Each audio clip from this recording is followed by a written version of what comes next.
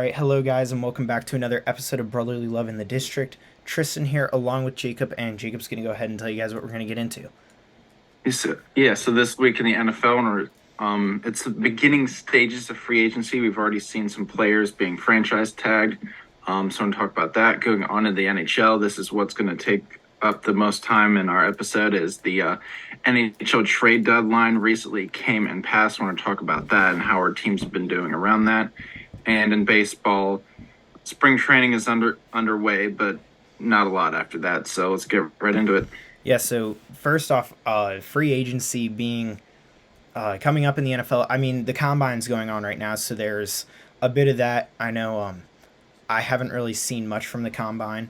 I mean, obviously the combine is a big piece, but I also think there are players who, don't do great at the combine, but still perform at the NFL. I mean, look at Tom Brady. So I don't put that much weight into the combine. I do know that Christian Gonzalez, who I'm sure the Eagles would be looking at to draft, has had a pretty good combine. I've seen some other names pop up here and there, but nothing really flashy for me at the combine personally. No records being broken or anything. But I did want to talk about free agency because that is coming up here on March 15th. Now, you said, I thought free agents or franchise tagging had to wait until no, free agency opened. No, because I think for restricted free agents maybe, but I know Deron Payne got recently franchise tagged. I know there's a few others, but I know Deron Payne has gotten a franchise tag, I believe, so that's what I meant by it's in there. I know the Cowboys tagged Tony Pollard. Oh, I don't know how I didn't see those because I know Lamar is looking at potentially getting tagged. I think he's definitely going to be. And I think that I'll just start out. I did want to go over the Eagles free agents because that's obviously probably the biggest piece to the Eagles offseason this year because they're losing 19 players if no one comes back. So that's obviously a huge piece of their offseason. So I did want to go over that. And starting out talking about the franchise tagged, priority number one, it seems to be for the Eagles, is C.J. Gardner-Johnson. He's only 25 years old, and they do want to re-sign him long-term, but they're not sure that they're going to be able to come to a deal yet this offseason. So it looks like he's going to get franchise tagged. I've seen reports saying that if they can't agree on a deal, that he will be franchise tagged to try to keep him in Philly. I personally really like him. Did you see he got fined for that hit on Isaiah Pacheco in the Super Bowl? Yeah. They ended up taking it back. They're not making him pay it, but still, he tweeted out after he got fined and he goes, NFL, how are you going to fine me for this hit? Like, I didn't do anything. So, yeah, that was a saw, but that's getting taken back. But I do really think I really like Gardner-Johnson, and that's usually how the Eagles hit on their safeties is getting them second contracts. Malcolm Jenkins, he was a second contract guy coming over from the Saints. Rodney McLeod, another safety who was just on his second contract. C.J. Gardner-Johnson looking to come for his second contract. So they definitely know how to find safeties that have talent but maybe not are too old yet. So going over to some other free agents, the next biggest free agent I would probably say is James Bradberry. He's 29. He's turning 30 this offseason. And the big issue with trying to get him back, I'm sure the Eagles would love to have him back, but he's older and he already said he will not take a pay cut to play. He thinks he can get a decent, lengthy deal, so he's probably not coming back. I don't see him coming back. And I think that plays into the combine especially and the draft because if he's not coming back, I think they need to draft a corner with their number 10 pick because they have no one across from Darius Slay.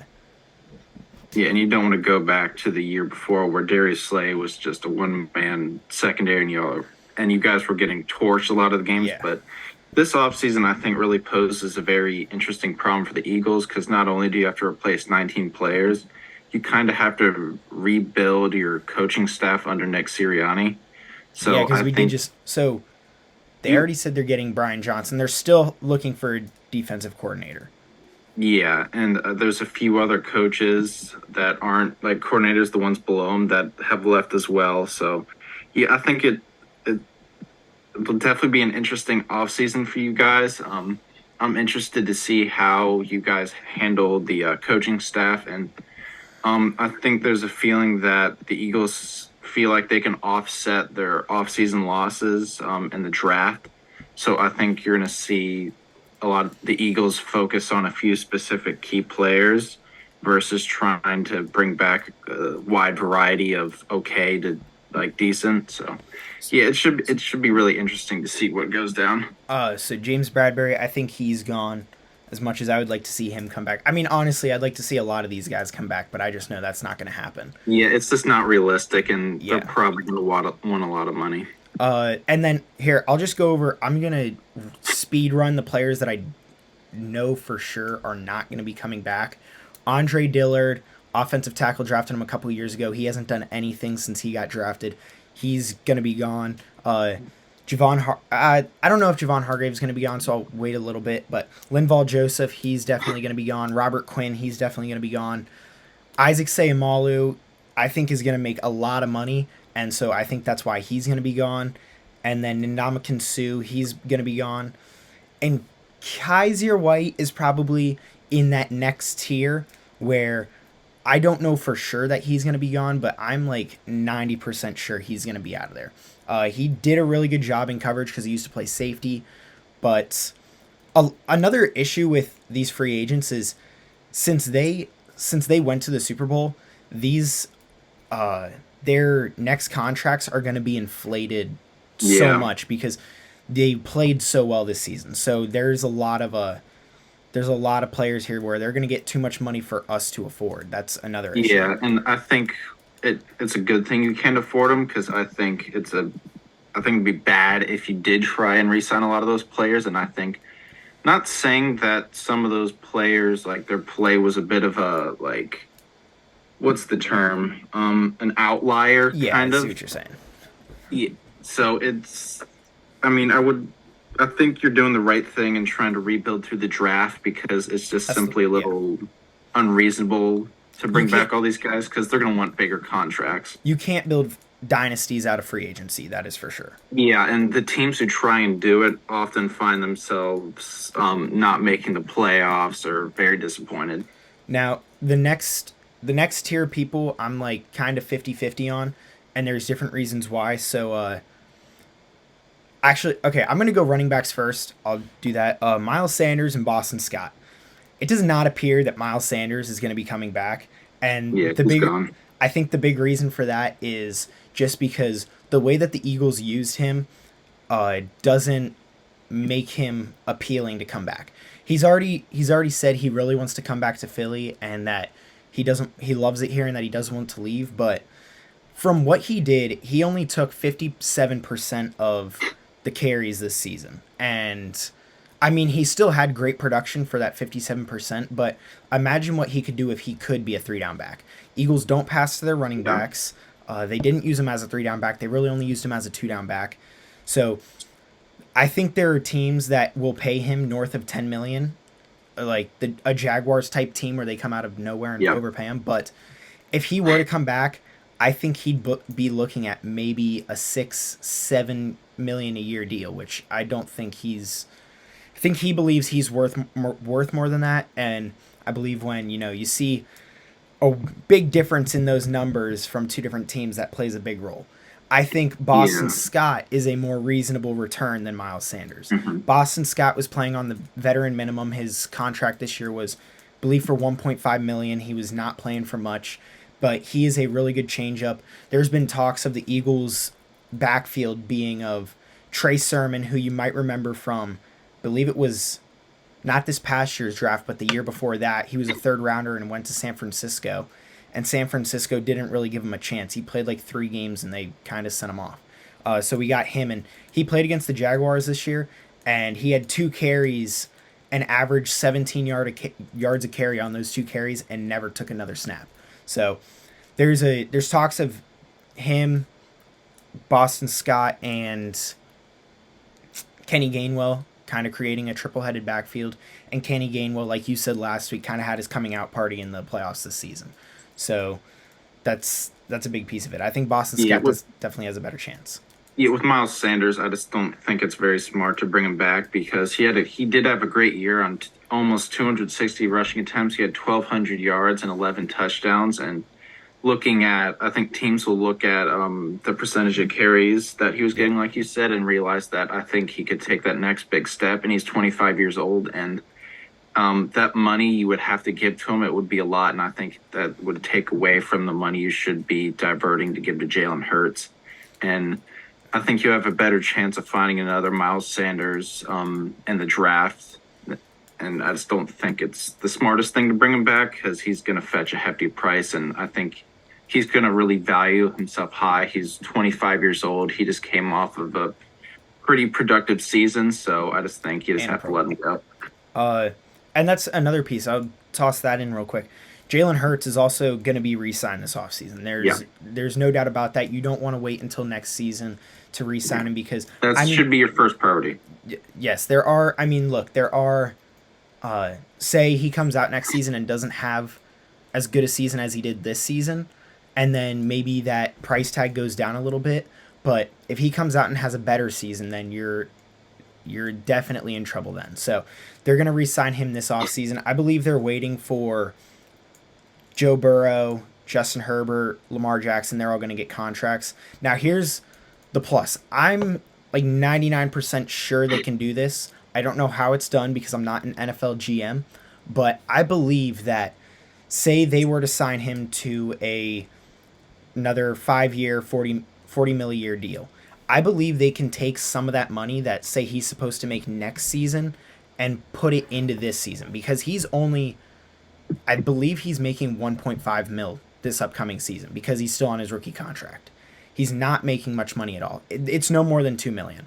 So he's on a very low contract. So I believe they can take some of that money that they would pay him and move it to this season and maybe have him making 10 mil for this season and then push the rest off for the next season. And if you backload it a little bit more, especially since in 5 years he'll still only be 29, if you backload it a little bit more, then that cap goes up each year.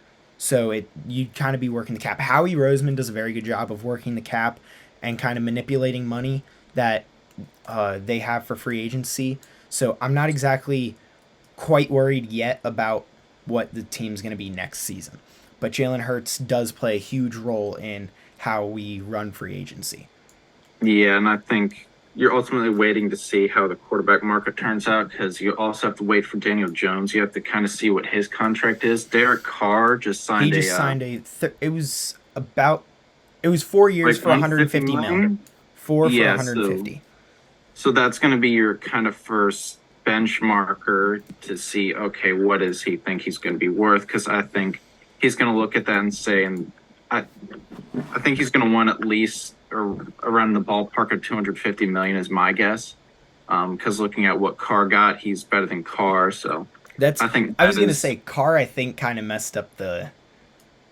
yeah. I think Daniel Jones is really going to mess it up because I have a feeling the Giants are really going to kind of overpay for him. I'm interested to see the Lamar situation because I think he's going to sign a franchise tag and then it's going to be then he's going to get traded at some point during the season and then he's going to sign an extension. So I'm interested to see how that whole pans out and who's going to be the next Deshaun Watson and the fact that their contract's going to really kind of screw the market up. Yeah, so 37.5 per year for Derek Carr, which I mean Derek Carr isn't a terrible quarterback, I but think that's a little too steep.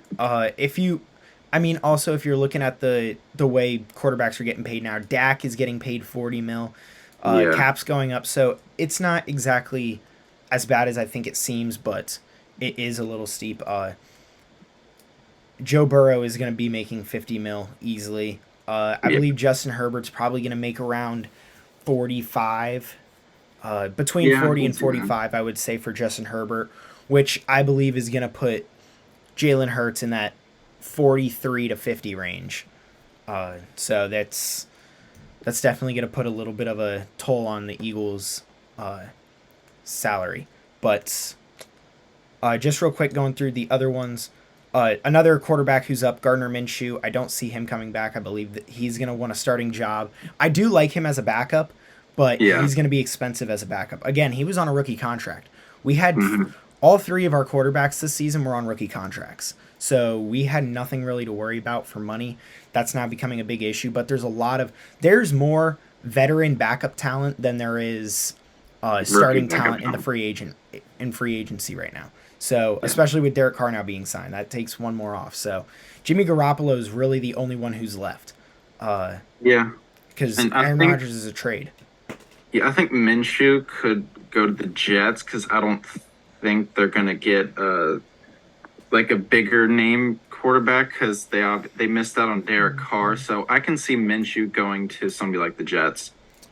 Uh, Wide receiver, Zach Pascal. And now this might sound a little crazy just because I know he's not the most glorious of names, but I would kind of like him back more than Quez Watkins. He started picking up now I have my reasoning. He started picking up more reps over during the playoffs because Quez Watkins, as I'm sure you saw throughout the playoffs and towards the end of the season, had some real ball security issues. He Yeah. wasn't catching balls. He can't track the ball through the air. Against the Cowboys, he had two balls ripped out of his hands when they were in his hands. So he's not he's not showing that he can really be an NFL strength wide receiver. Zach Pascal is a glorified what Greg Ward was. Greg Ward was a good route runner, good short area quickness, who had good hands, and you knew he was going to get the ball. That's Zach Pascal. Good short area quickness, good at catching the ball, and he's really good at blocking too. So uh, I kind of want to see them bring him back. I'm not exactly sure they will though, just because I don't know how much he'd make, especially with Shane Steichen in Indianapolis. He knows how he works, so that's another thing you got to keep in mind is Shane Steichen and Gannon knows a lot of these guys, so maybe they look to try to get some of them. Uh, and then the other big O lineman is Jason Kelsey.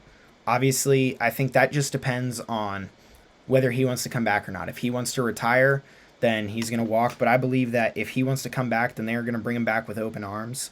Especially Yeah. with this past season was probably his best season as a center. He was flying around the field constantly. And if he comes back, then I'm sure they move Cam Jurgens, who they drafted in the second round, to be Jason Kelsey's predecessor to right guard, which also makes Isaac Seumalo's value kind of useless in Philly. So Jason Kelsey, I believe that just kind of depends on what he wants. Moving over to defense, on the defensive line, all three of these guys, I believe, are kind of toss ups. Fletcher Cox, Brandon Graham, Javon Hargrave. Uh, I don't believe all three of them are getting brought back. Um, No. J- Javon Hargrave and Fletcher Cox are around the same age. There's a 2 year difference there. I think Javon Hargrave is probably the better option between the two D tackles there. He he's a better pass rusher. He's younger, and he would complement Jordan Davis nicely if Jordan Davis can kind of get his uh, get his stuff going with run stuffing and all that. So they'd make a good complement. But Jordan Davis has got to step it up a bit. He didn't play great this past season, and then but he's going to be another hefty contract. And Brandon Graham, another guy coming off of his best season, off of a torn Achilles. I'd like to see him back, but Brandon Graham already said this isn't his last season. So if he wants to play, then and the Eagles don't bring him back, he's going to go sign somewhere else, which I would Yeah. be quite upset to see. Yeah, I have a feeling that's going to be a hefty contract. And with the Kelsey thing, I actually, if he does come back, I can see him taking kind of a hometown discount because I think he will understand the situation you're in and kind of help the team out with Yeah. that. So I think that's what will probably happen with him. And I think another thing that rides on Jason Kelsey's uh, thing is, does he think that they can go back to the Super Bowl? I mean, that's ultimately what Yeah. they want to do when once you start getting up there in the age, the only thing you really care about is winning. You don't care about money as much. So if Yeah. he goes, I'm sure his decision is probably going to be made after the draft and all that because I'm sure he wants to look at the team and think, Is there a chance that we go back to the Super Bowl, or is this going to be another crappy year and we're not going to do anything? So Yeah. there's a, I think that's going to be a huge factor in his decision on if he plays again. Uh, Another big linebacker. Oh, I forgot an offensive line. Oh, I mentioned him earlier. Never mind. Andre Dillard. I said he wasn't coming back. Linebacker T.J. Edwards. I kind of want to see him come back. Him and N'Kobe Dean would make a really good linebacking core. This is, it's kind of thrown up there because T.J. Edwards, again, coming off of a great season, like you said, that might have just been an outlier. But Yeah. one of only one of Kaiser White and T.J. Edwards is coming back. We have N'Kobe Dean waiting in, just waiting in the back, kind of waiting for his time to shine. And last season, he came in for a quarter and a half of football and led the team with 9 tackles. So he he's definitely going to be a stud, and they're only going to re-sign one of those guys. So that's, I'm curious to see what happens there. And then safety, I mentioned C.J. Gardner-Johnson and his value. And then Marcus Epps is the other one who I kind of see walking. I don't think they're going to bring him back. And then also our long snapper is up, but I don't think that really plays as big of a role You need as. to do what we did a few years ago when we drafted a long snapper in Cameron Cheeseman. I was going to say, is that Cheeseman? Yep, and I remember you were clowning us so much for drafting For a long drafting a snapper. refrigerator, you had Mayo, Cheeseman, and then also Wild Goose. Like, We got some of the most in, interesting names in your ever. front office, it was just, what are the wildest names out there? That's who we're Yeah. picking next. It used to be for the Raiders, what they would do, the Raider unknown. They'd either draft the special teamers or they'd draft some guy who was really tall and ran a really fast 40. That was the Raider way. If you're from our generation or a little bit before, you understood like Darius Hayward Bay and a few other guys Oh like my that. They gosh. were I they haven't were heard really that name in a tall and while. they could run fast. That's it. That was the criteria for Raiders players. I forgot Darius Hayward Bay existed. Yeah, and the only good one they had from that era was Namdi Asamoah. No, God, no. Oh my gosh, you're giving me flashbacks. He was he was part of what was supposed to be the dream team, and he couldn't. Oh, he was He was good terrible. for he was good for the Raiders, but going on to the Commanders a little bit, we released 2 players. We released Bobby McCain that will save us around like 4.5 or 4.4 million, that area. 4.42, and we released Carson Wentz. Thank God. Yeah, and that's. we saved around 29 million. I'm interested to see what happens with him because I mean, I honestly believe he just has his. I believe he has a mental block, and that's ultimately what's hurting his career more than him. I don't like. Yeah, We saw he has the talent to play in the NFL. He played yeah. well with the He has the Eagles, arm strength. and then the front office just killed him with putting Nick Foles in. I mean, that's and then drafting Jalen Hurts. It's Yeah, and with Washington, I mean, like he played good in those like first. He played great in that first game. You saw his arm talent, but the offensive line just really did not complement it well at all. I think if he can take a massive pay cut, like veteran minimum almost, I think that he'll probably get a backup job somewhere. Because I mean, I think he could be a good backup, but yeah, I'm interested to see where his career goes at this point. he is struggling a lot. And I mean, I don't really like to see it. I really liked him as an Eagle and he was playing well, but like I said, I think it's just a mental block in him that's kind of hurting him more than anything else because he has the talent. He's shown that he can play in the NFL, and it's just he played well for the Colts for a little bit, and then just the last 2-3 games he just kind of collapsed. This season he again collapsed. Like it's, I don't know. I don't believe it's a talent issue. So yeah, I'm interested to see what happens. And real quick, Eagles did void the James Bradbury contract, the T.J. Edwards contract, and one more contract that I can't remember off the top of my head. I can find it real quick, but they voided those, which opened up $18 million in cap space. So that's why I said I'm not too worried about anything yet because I believe Howie Roseman knows how to work his way around the cap and find a way to get some decent players and save some money. So James Bradbury, Javon Hargrave, Kaiser White, and T.J. Edwards were the four that he voided, which opened up 18.8 mil in cap space. So that's that would put us at about 35-ish million in cap space, because with the they had about 16 mil going into the offseason. So that kind of wraps up. That free agency starts 9 days from now, so we will be looking into that, because I'm sure we always have that first. Oh, actually, really, it starts 6 days from now, because they started the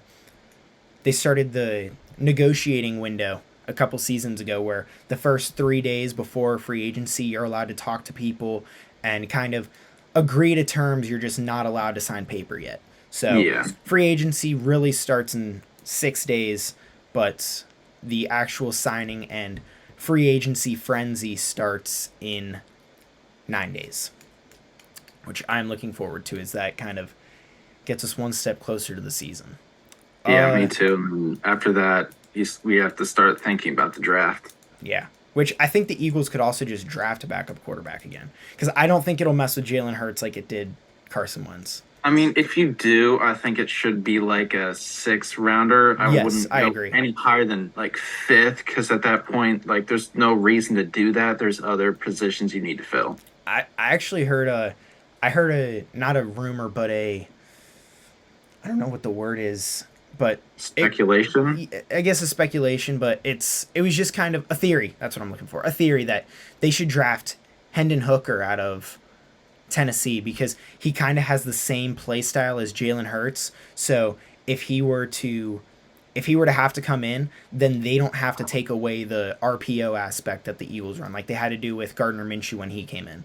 Because Hendon Hooker still has legs, he's got an arm, which I think would kind of be an interesting drawing. But like you said, it should be a late round pick, but draft isn't until April, so we definitely got a little bit to wait on that. That all you got? I also heard speculation that a lot of people think John Robinson is a good fit for the Eagles, and that if he's there at 10, I could possibly see you guys taking him to kind of fill that running back issue. I am 99% confident they will not draft a running back with the number 10 pick.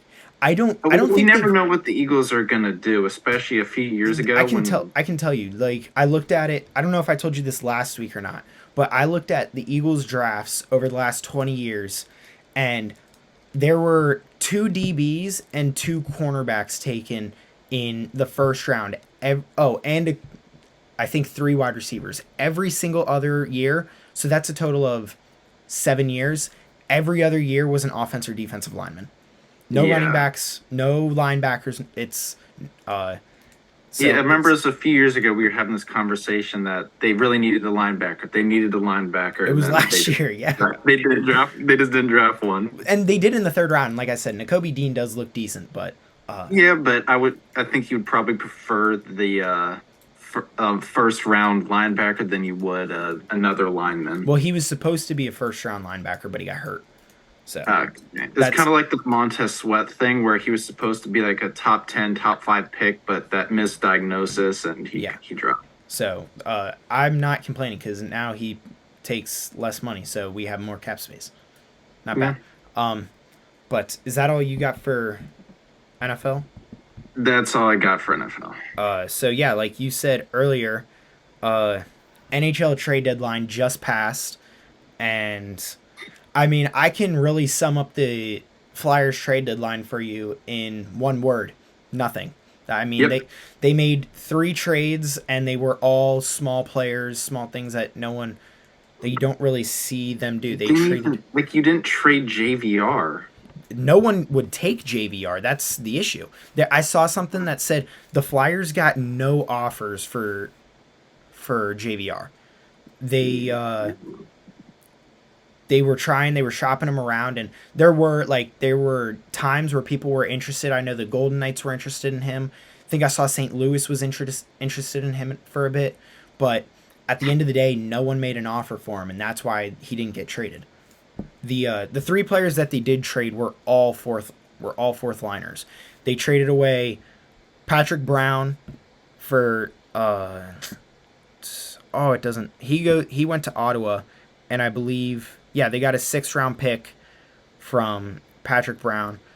They traded Zach McEwen to the Kings. We got Brendan Lemieux in return, and I The believe best Lemieux. Brendan Lemieux and a 2024 5th round pick in exchange for Zach McEwen. And then we also traded Isaac Ratcliffe earlier, like a week before the trade deadline. So, and Isaac Ratcliffe I don't think he's played a game in the NHL this season. So, Flyers didn't do anything for the trade deadline. Which, I mean, I kind of look at it two ways. One, it's that kind of really means this season's just going to be a scratch anyway because they weren't really making any moves. But it also makes me worry that next season, like they're not really making a move for next season because both of those all 3 picks that they got were later than a 5th round. They got a 5th round and I believe 2 6th rounds from all 3 trades and Brendan Lemieux, who's a 4th liner. So they didn't really do much, but JVR, he won't be coming back next season, so I'm not that worried about it. And then everything else is just kind of waiting to see what happens. I am kind of interested because there were talks of Ivan Provorov maybe leaving and Tony DeAngelo. They were up for talks in the trade deadline, but nothing happened there. So that is, like I said, that really sums up the Flyers trade deadline. They didn't do anything. And, but guess what they did do? They scored. Not only did they win, but they also scored more than 2 goals in a game. Wow, that is such a how about that horrible one? accomplishment. That is sad. They still haven't done anything since, I think they played 2 games since the last time they talked. And again, very little wins and very little goals. But Travis Konechny's on IR, so that kind of hurts them a lot because he's a lot of their goal scoring. Yeah, I think at this point you just need to tank for Bedard. They're not going to tank for Bedard. That's not what Tortorella does. That also that's not the Philly way. That puts a stench in the locker room. If you tell your team to lose, and that's the culture you build, then you're putting yourself in a bad spot anyway. Tortorella is going to come in. He's going to try to win, and that's what I want him to do. I have no complaints about his hiring. I really like him as a coach. He is a Philly-type coach. He's telling the team to grind it out. They're still winning games. They're doing better this season at the point of this season than they were at this point last season. Players are looking better. Owen Tippett looks good. Travis Konechny has scored a career high in goals. Cam York has been playing pretty well since he's come up. Carter Hart is having a career year. I mean, they are all together. You're seeing strides from players that you need to see strides from. So, and on top of that, the worst team in the league only has an 18% chance to actually get the number 1 pick due to the lottery. So, as long as we finish in the bottom 7, we still have a pretty good chance to get Bedard if we really want him. So, yeah, I understand that, but I just have I have a feeling with this team that if you don't get Bedard or I have a feeling they do need star power. Yeah, this team is going to be in hockey purgatory. You're not going to be good enough to make the playoffs, but not bad enough to get in the top 7. So you'll just be in that really horrible limbo that no hockey fan wants to be in ever. There's a lot of talks going around about how bad Chuck Fletcher is as a GM. Yeah, you know the meme of the 3 dragon heads with the 2 that look they're I saw one and it's I saw one where it's Howie Roseman, I think Don Dombrowski for the Phillies, and then Chuck Fletcher is the other one. Yeah, he's the really messed up. Yeah, he's the one that's just I don't know what I'm doing. So there's a lot of talks saying they need to get rid of Chuck Fletcher, sell the team. There's been a lot. Hey, welcome to the club. Yeah, sell honestly, the team, bro. Welcome. It's been downhill since Ed Snyder passed away. So that's for sure. People are starting to wear bags on their heads to Flyers games. I saw on I don't remember who posted it, but I saw from some Philly sports page, and they go, if you're going to any Comcast sport owned team, so the 76ers and the Flyers, then wear a bag on your head to the game because you don't want to show your face there. It's like, wow, okay. Seems like Detroit Lions territory. Yeah, you're like bordering on like prime Aints territory. That's where you're Yeah, heading. it's rough. I mean, I just enjoy it because I enjoy watching the sport, but it And definitely sometimes bad teams can be fun to watch. Like that, the butt fumble Jets. I had yeah. so much fun watching that team, purely for the fact that I don't think I've ever laughed harder than I have watching that team in the NFL. So, okay, you know how the Steelers were this past season where they were so boring to watch because their Yeah, defense was good that they didn't allow the other team to score points, but their offense was so bad that they the didn't score putrid. points Yeah, either. That's the Flyers right now. Like Carter Hart is so good at goaltending that the other team can't score goals, and like same with Sam Urson. Like he's come up this season and when he's played, he's also been putting on a show and the other team can't score goals, but then the Flyers offense is so putrid that they can't score goals either. So every game that you watch, it's like a 2-1 game or a 3-2 game. Like there are no fun, high scoring 6-5 games. Like it is nothing. And it's either one way or the other if it is. The Devils just beat the Flyers 7-0. Like yeah. there's it's not fun to watch. Like it's kind of boring because it's the other team can't score but neither can you, and it's they Yeah, I'd rather be getting like yammed on 7-0 and I versus okay, no, I having to would be. not. I would rather high scoring losses where it's at least fun to watch than low scoring shootout not literal Yeah, I shootout would. losses, I but would too. Like, I would rather see my team get like beat have like it be seven six to five. seven to yeah, like something like that versus like a 2-1 where the one goal we got was kind of lucky and And it being like so close that it's like it's kind of you get that feeling where it's like it is such a close game. Like you get one bounce and you can score and win. Like and it's just like you have that little glimmer of hope up until the last then they seconds, take it and then away it just from you. falls apart. And it's like, oh, that's also so hard to watch. Like that makes it so hard to watch too. So it's not fun to watch. It's definitely on the weaker side of the NHL at this point in time. But I am interested to see what happens in the future. And that little glimmer of hope that I had for the playoffs, that's not going to happen either. Nope. They're definitely down in the points category than what they were after the All Star break. Go to the other side, and then we'll talk about all the other trades that happened, like the big interesting trades. Going through that. Well, first, break your news that you just had.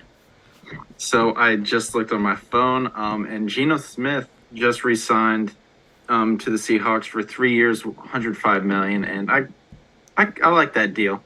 3 years, 105. So you're looking at 33, 34 30 and some ish. change. 30, yeah, Yeah. 34 a year, 34.5 a year. Trying to do quick math in my head. Uh, so that's not terrible. But the but to finish up this trade deadline against maybe not all odds, but against what a lot of people thought, Caps actually made a lot of moves in the trade I deadline. So kind if of you wish want, we made more, but the moves we made were great. I already discussed the Hathaway and Orloff deal. I still think that's a great package for us. But Marcus Johansson was sent to the Wild for a third round pick. I like the third round pick, but I also like Marcus Johansson, so I'm kind of sad about that. But it's a decent trade. And then we turn around, we traded Eric Gustafson in that Boston first round we got to the Leafs for Rasmus Sandin, which I really like. He's a 22-year-old NHL defenseman, and he didn't really fit in with Toronto, and I think he could do really well here. So I like that pick or that trade. I think Gustafson was at the height of his value, so I think that's really smart business. Getting rid of him at his high and getting a 22-year-old defenseman, so that's great.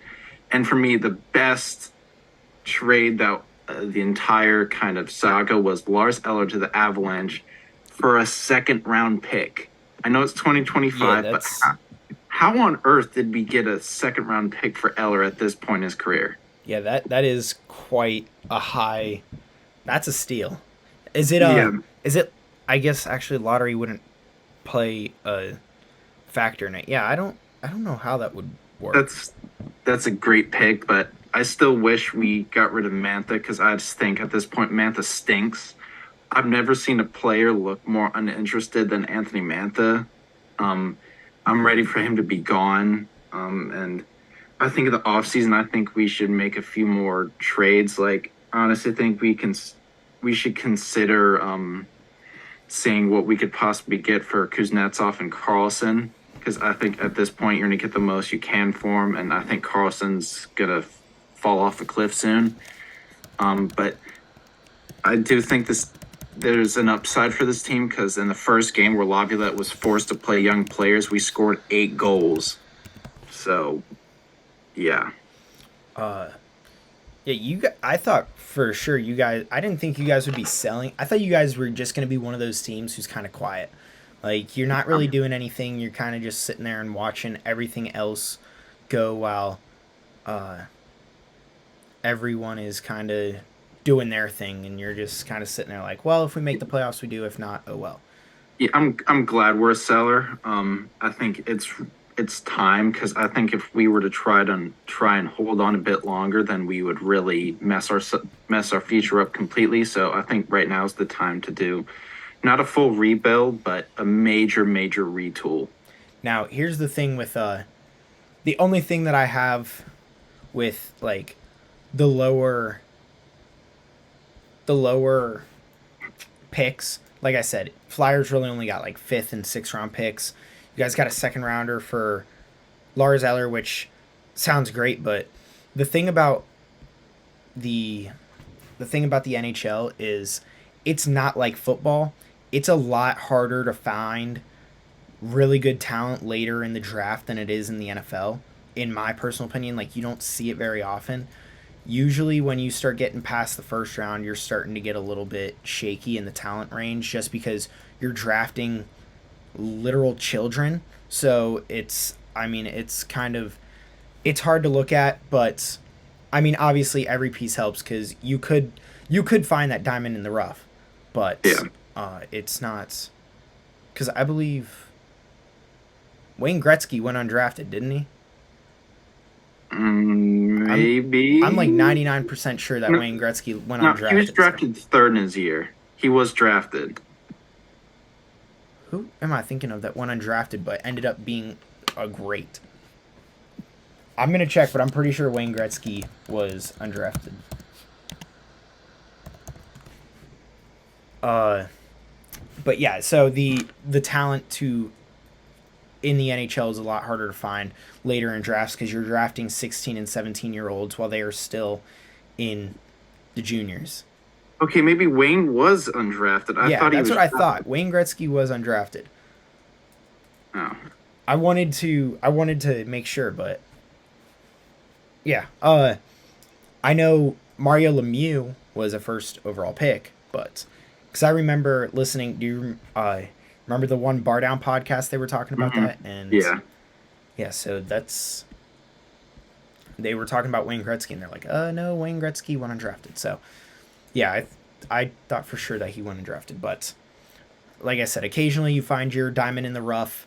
Wayne Gretzky being that a perfect example of that, but it's not always the thing that happens. A couple other big trades in the NHL. I think the biggest one, at least for me, just because I like him as a player, is Kane going to Patrick Hmm. Kane to the Rangers. That's a huge trade. The Rangers now look like a huge threat, which I believe we talked about this last week because I believe it was Yeah. last week that he got traded. So that one is probably the biggest for me. Jonathan Quick, did you see he got flipped immediately from Yeah, he got Columbus to traded to the Vegas? Columbus Blue Jackets and then either got released or traded to the No, he Vegas got Gold he got Knights. traded to the Golden Knights immediately, Yeah. which that was weird to see him in a Golden Knights uniform when I can you imagine being Jonathan Quick? Like, I don't know how quickly it all happened and if he was Uh, told, don't leave LA, like don't come to Columbus yet. Like we don't want you to yeah. cuz And I saw imagine Oh, go ahead. the Columbus social media team did a goodbye post where it says your time here was quick. Oh, uh or it's like you know the Simpsons meme where the grandpa Abe walks in and he walks in, Oh puts his yeah, he hat, walks walks in around like twice, and then yeah, grabs it and walks back yeah. out. That was Jonathan Quick's time in Yep. Columbus. Uh, so there's a That was basically what he did in Columbus. But I want to see if it was if he went to Columbus and then had to go back out to Vegas, or if they were like, hold on, don't go anywhere. I want to see what happens first. Because when I saw that trade, I was like, why is Columbus trading for Jonathan Quick? Like, they're not doing I anything. They're Yeah, one of they're the like worst the teams. worst team in the Oh league. my gosh, imagine if they get Connor Bedard, Patrick Laine, Connor Bedard, and Johnny And Gaudreau. Johnny Hockey. That That'd be is, nasty. But another huge trade of the day for me was Tyler Bertuzzi to the yeah, Bruins, that and was a huge one. I think like Eastern Conference final between the Bruins and the Rangers, that will be a great. And like looking at the Bruins, I believe I saw a stat recently where they're like the fastest ever team to like 100 points or something, or Yeah, like seven. they did in like 62 games. Yeah, so that team is gonna be a nightmare for anybody. And who thought Linus Allmark would be undoubtedly like he's Yeah, playing fast as a goalie this year? he's Like probably he's gonna win the gonna Vezina. yeah, he's gonna win the Vezina. There was, I want to say there was another big one that I saw, Timo but Meyer to the Devils. Timo Meyer is a big one. My computer is just freaking out. It won't. I'm trying to find all these trades and it won't let me. So, but yeah, Timo Meyer to the Devils. That's another big one because the Devils are playing really well this season. Yeah. And then Max Domi went to the Stars. I think that one's kind of a big piece. Poor Max Domi. Like, Max Domi is a decent player, and he hasn't been able to stay on a team. Like, wherever he goes, that team just kind of falls apart. Shane Gostisbehere went to the Hurricanes, so they got a power play coat or power play point there now. Jordan Greenway got traded to the Sabres. Klingberg went to the Ducks, who is Yeah. another No, offensive. I thought he went from the Ducks. Oh yes, from the Ducks to the Wild. Did you Yeah. see the brother trade between Arizona and Calgary? Oh yeah, I did see that. Uh, Nick Ritchie goes to Calgary and Brett Ritchie goes to Arizona. Vrana got traded to the Blues, so that Mantha Vrana trade was ultimately a lose-lose for both teams. Penguins got Dmitry Kulikov. You already mentioned Jordan Greenway. Your boy Jakub Voracek got sent to the desert. Oh, I didn't even see that he got Yeah, traded. he got traded to the Yotes. Which that's one of those trades that I'm talking about, where it's like these low teams who aren't gonna win anything trade players. It's like, what are you trading? Yeah. Nothing's gonna It's happen. weird. Nick Bonino's going back to Pittsburgh. We already mentioned Jacob Vrana. Talked about Jacob Max Domi. Chichron got traded Yeah, to the Chikrin. Senators, and yeah, everybody got tired of hearing him because pretty much every single team was linked to him at some point. Like the Caps were like, "Oh, we could get Jacob Chikrin." Yeah, I heard about the Flyers looking at Jacob Chikrin too over the Everybody offseason. was looking at him. Where did he go again? The Senators. And I Yes, think yes. that's a nice little trade for the Sens. For some reason I can't remember. I can never remember where Chikrin went. So, Pittsburgh gets Michael Granlund too. That's really all the big Yeah. names that I'm. Oh, Dylan Larkin got re-signed. That's pretty big. Oh yeah, 'cause and he was when it due to- looked like he was gonna leave, Yeah, it looked like he was going to be a free agent this season. So it's really all the big trades for this offseason. Yeah, now we're getting back down to last week where we're looking at the Patrick Kane trade. But and the Tarasenko one. yeah, Tarasenko. Yeah, the Rangers look scary. Yeah, they're looking nasty. I think that series, if it ultimately happens, the series between New York and Boston, that's going to be good, and that's going to be really physical. But with that, I believe that's all I have for the NHL. Do you want to add anything about Caps, what they've been doing? I mean, they just sold everything, so I'm sure it's not much good to report. We beat the Sharks 8-3. So that was an offensive explosion after we traded everybody, and we should fire Laviolette. He should Huh. not survive the season. Should we We go back, take a flashback to what I said when you hired Laviolette? No, we should not. We should just forget that ever happened. And I know you're already you I want to be smug and you're going to do I that need regardless. But let's just move on from that. I need to find the clip No, of you what I don't. said. You don't. No, you don't. I said 3 years of mediocrity. How long That, did you hire him? 3 years ago? yeah, this is his third year. That was You were perfect. on point. I told you 3 years of mediocrity. So with that perfect ending, I believe we should end it off there. You guys can subscribe to our podcast on YouTube, Brotherly Love in the District, Spotify, or Apple. Can rate us on Spotify and Apple. You can email us questions or comments to put in here at blnthedc@gmail.com. And you can check out our Instagram and TikTok at blnthedc. And with that, that is going to end off our episode for this week. So we will see you guys next week. See you later.